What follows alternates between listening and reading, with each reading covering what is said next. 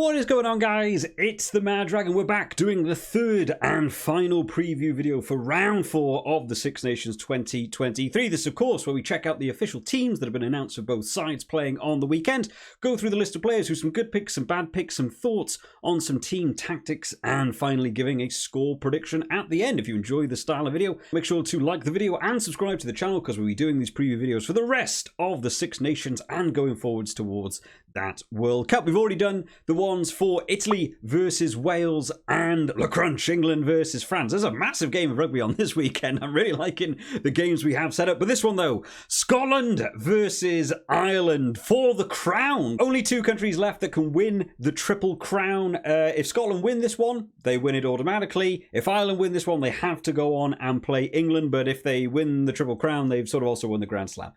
So at that point, it might not mean quite as much to them. But Scotland have the opportunity here to make a big impact into the Six Nations. Now, currently, as the table stands, Ireland are out in first place. They're on 15 points. Scotland are in second. They're in joint second, but the points difference puts them second ahead of England and France on 10 points. So a win against Ireland, along with a bonus point try, sees them gain that 5 points, sees them get drawn with Ireland for that top spot. Obviously, England and France are playing each other, so one of those teams is going to be dropping down a little bit back behind as well. So Scotland got everything to play for in this one. Starting off then talking about the Scotland team. Last week did play a France team in quite an exciting match. Bunch of tries going on. We had 2 red cards in the opening 25 minutes. Massive game for them. Scotland playing extremely well, but just coming up short towards the end. So unfortunately did lose that one to France. But a lot of positives to take away from that game. Finn Russell's playing extremely well. Hugh Jones is having a really good tournament. So nice to be seeing him in that centre partnership for them.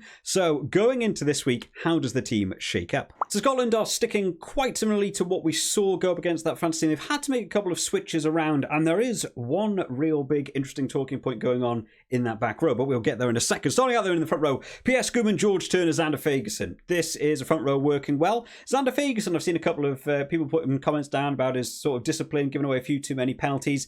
I'm not sure if you would start someone else over Xander Fagerson. He does occasionally get on the wrong side of the law occasionally, but I think at the minute the front 3 is working pretty well for them. I'm pretty happy with how they're holding up. They're trying to get involved in those scrums, go for some big power moves. P.S. Gooman playing his role in terms of the scrummaging. He's a big old unit. In the lock department, we've had a switch up. We've got the Gray brothers together. Richie Gray at number 4, Johnny Gray at number 5. Now, obviously, Grant Gilchrist got his red card in the last game. It's so tough now in rugby. Any sort of contact to the head, you're immediately in desperate trouble. So Johnny Gray's going to go in that number 5 shirt as vice captain, but it's nice to see the Gray brothers working together. They're both absolute monsters in terms of the line out. Ireland are very good at the line out. I remember doing a big breakdown video about this game 2 years ago and how the line out was such a massive platform for Ireland. You want to have 2 good jumpers to try and disrupt as much as possible.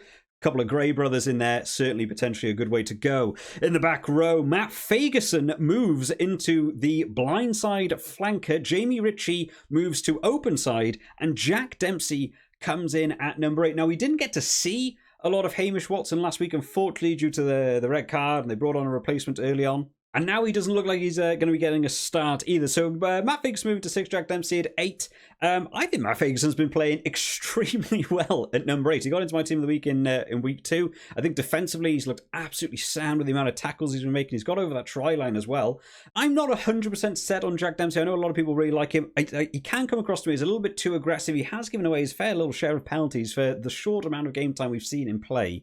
So maybe what they're going for here is trying to just put on some more aggressive players in terms of the breakdown for Scotland. I mean, Hamish Watson's so good at trying to get the Jackals over. Maybe they're thinking more about clearing out.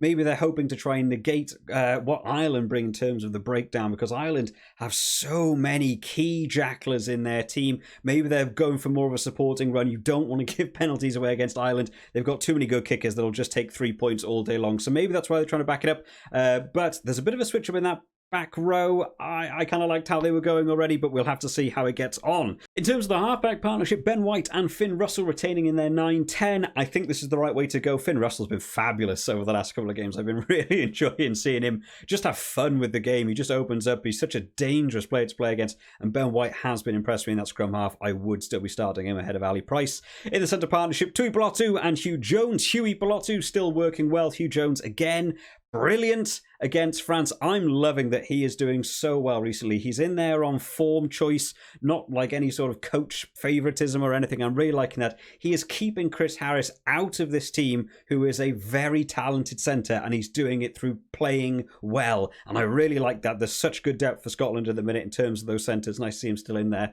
And then finally, in that back three, Duhan van der Merwe, Kyle Steyn and Stuart Hogg. Now, Duhan van der Merwe, was he playing last week? Man, the boy was quiet. Really struggled to get involved with that game. I had him in the Fantasy League. He scored 2 points. You get 2 points for starting. Unfortunately, just not making any sort of impact. I think France had his number. The ball got out to him very late on a couple of occasions. They really tried to shut him down. It's the best way to deal with him. I think France really worked out the best way to try and deal with it. I'll be interested to see this combination go up against Ireland, whether they can do the same. Maybe rush up to Duhan van der Merwe. Don't give him the room. We saw what he did against England.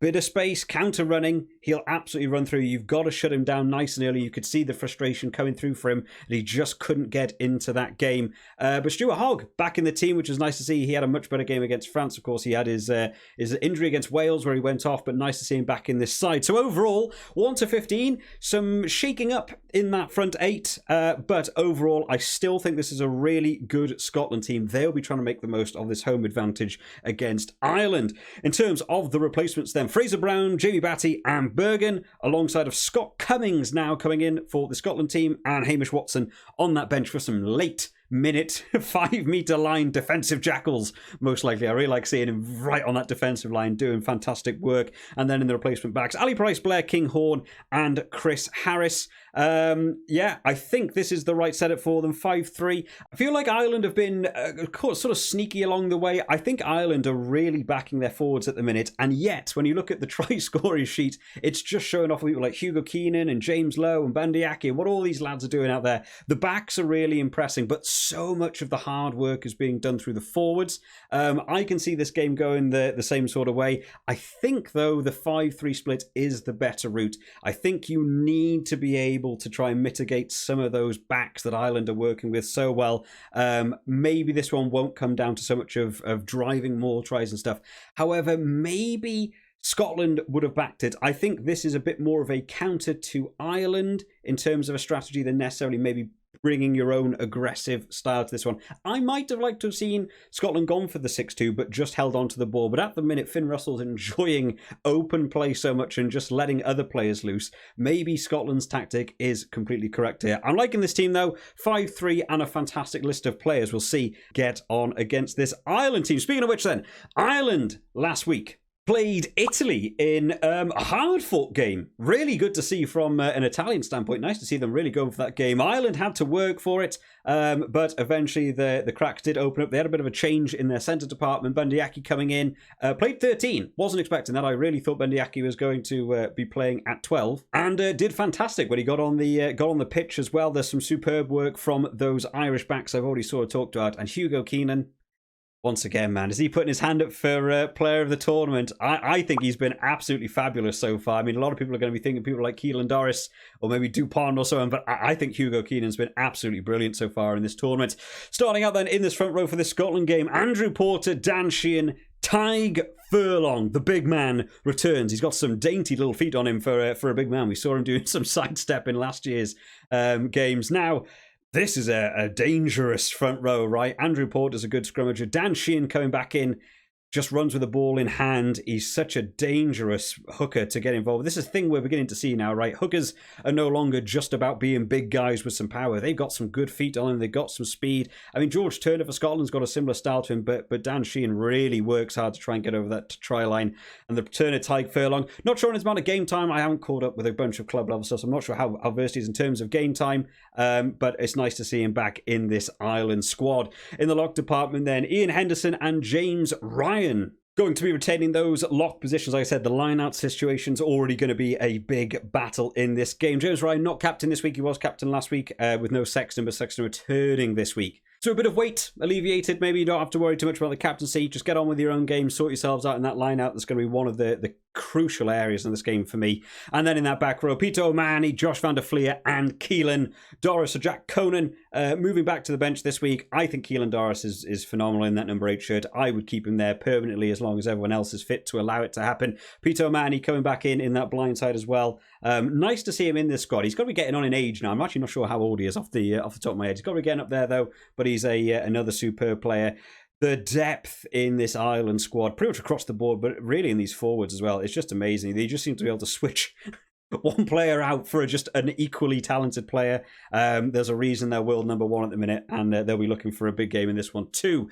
In the halfback combination then, Conor Murray goes in alongside Johnny Sexton. Now, James Gibson Park is back for this game. He's been named on the bench, and I assume Conor Murray's been starting this because of game time he's had on the pitch, number of caps, experience coming in. Ireland will know this is a big game for Scotland, and one I think Scotland are actually confident they can take as a win. There seems to have been a lot of backing behind this Scottish team at the minute. I've seen lots of comments, lots of subscribers getting involved. This is one that Scotland really feel quite confident that they have a good shot at this one, even against the best team in the world and how well Ireland have been performing. Scotland want to prove in this one that they can take this team. So putting on an experienced head like Conor Murray is probably the right way to go for this one. And bring on Jameson Gibson Park a little bit later just for a bit more speed, quicker recycling, getting that ball out, maybe when a couple of players are fatigued, and I don't think it's a bad move. Johnny Sexton coming back as well. It's just going to keep those 3 points ticking over.